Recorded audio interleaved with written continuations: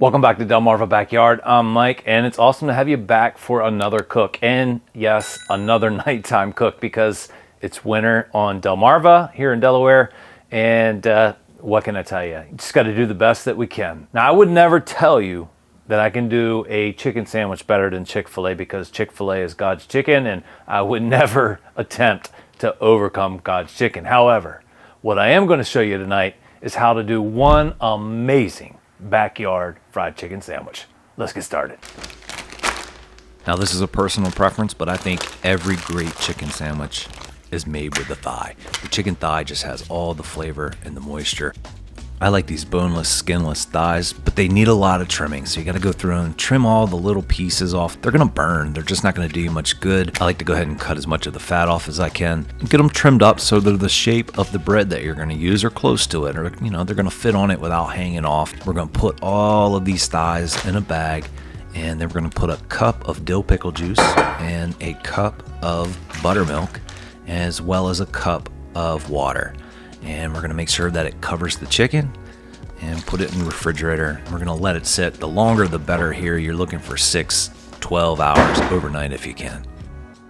I'm going to be using a deep fryer, but you can use whatever you have. You can use a cast iron Dutch oven, a regular Dutch oven. Just need to set something up to do some deep frying. We need to get up to about 350 degrees. I'm using peanut oil because I like the flavor of it, but you can use any high heat oil that you like. While the oil's coming up to temp, we're going to go ahead and use 2 cups of flour. We're going to go with about a tablespoon or so of baking powder. Then we're also going to go with a tablespoon of cornstarch. And here's the secret ingredient, guys. Don't leave out 3 tablespoons of powdered sugar. Powdered sugar is the secret, and I know it seems a little bit odd. This is the secret to a lot of big name chefs' chicken sandwich. Also going to use a tablespoon of this fine rub and a little bit of salt.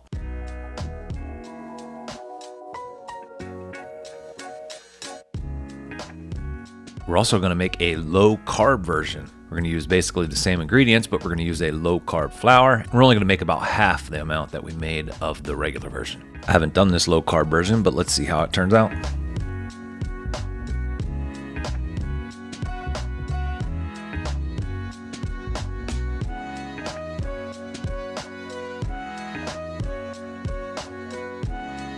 Now we're going to go ahead and mix up these dry ingredients and get them nice and blended together. And then we're going to add our wet ingredients, and we're going to start with 3 cups of buttermilk. Now this is the regular setup, not the low carb. The low carb is about half.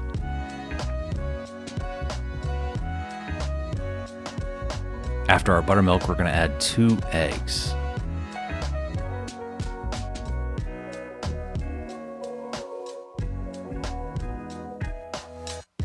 After our eggs, we're going to add some Worcestershire sauce. And I know, I said that wrong.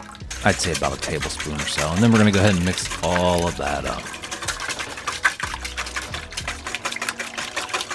And we're going to get the chicken out of the marinade we had it in. We're going to lay them on a wired rack.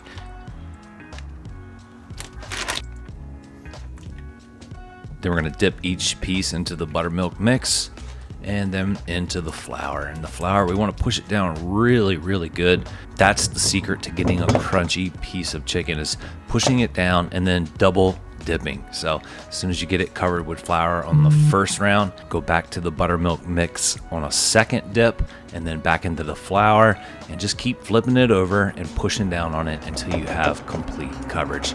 Repeat for all of the chicken that you have.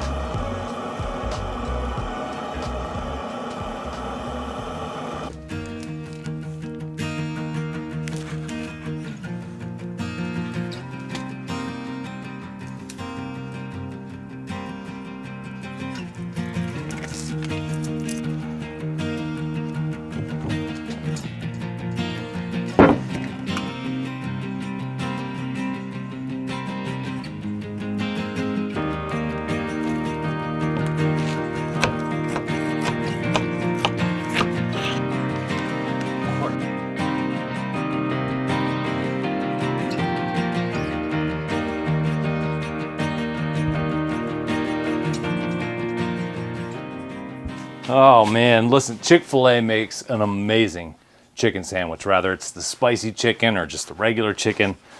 But just like most places that produce things in mass, mass quantities to feed all the people lined up at Chick-fil-A, quality takes a hit. And I think if you were to look at Chick-fil-A's very first chicken sandwich versus the chicken sandwich that they serve now, it's still going to be delicious, but it's not going to be as great as when it started. But that's the beauty about doing something like this at home, is you can make this absolutely phenomenal. And this backyard chicken sandwich, let me tell you something. After you try this, there's no going back. Use a cast iron Dutch oven on your stove or your grill. It does just the same thing. That's peanut oil. You can use canola oil. I suggest one of the two, but watch your temps. That's the most important thing. These are chicken thighs. Make sure you use chicken thighs. If you use chicken breast, whole nother story. Oh my gosh, guys. I absolutely love doing this channel.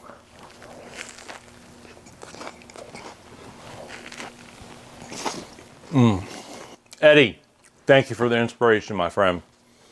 Amazing.